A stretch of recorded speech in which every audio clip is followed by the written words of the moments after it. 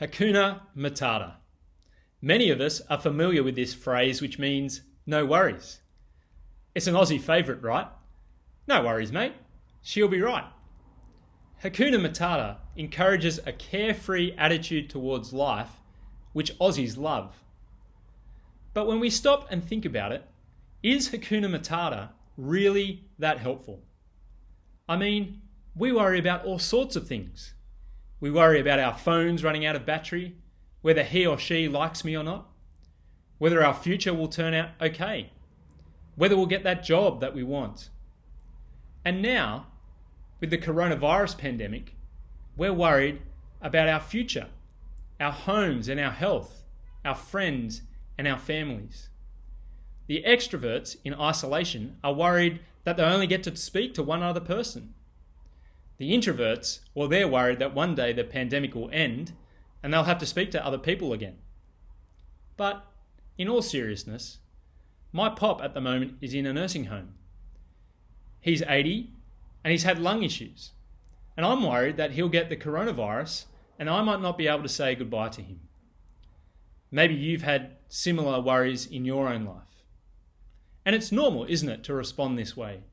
It's a normal human response to uncertainty, to being out of our comfort zone. But it does show us two things.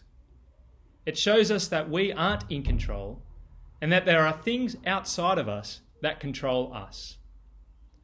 Surprisingly, into this situation, Jesus says that we shouldn't be worried about our life, what we will eat or drink or what we will wear. Now, why would Jesus say that? Doesn't he have any understanding of our worries and our cares? Well, Jesus goes on to say that worrying cannot add an extra hour to our life. All it can do is add wrinkle lines on our foreheads. Worry in the end doesn't do us any good.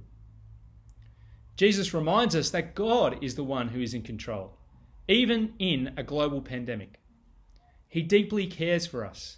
He knows the hairs on our head, and he's in control.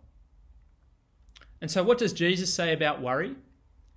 Well, he says that in all our worry, instead of hoarding groceries at the supermarket or buying face masks, we are to seek first God's kingdom, a kingdom that can never perish, spoil, fail, or fade away. If we trust that God is in control, we can take all of our worries to him.